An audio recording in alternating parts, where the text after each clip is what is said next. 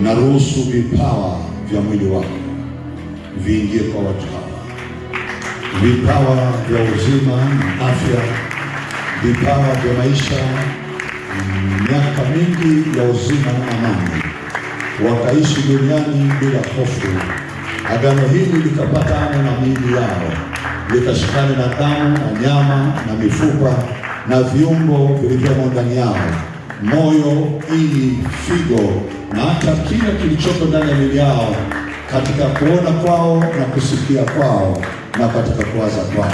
Na ruhusu vipawa vya mwili wako pamoja na vipawa vya mwili vya damu yako vikaingie katika maisha ya watu hawa, kuondoa laana zote zilizowahi kuwa juu yao, zilizotamkwa na wanadamu, na hata wale waliokuwa katika ulimwengu wa roho hawataweza tena kuingiza kilicho kiovu ndani yao, wao na watoto wao tangu sasa.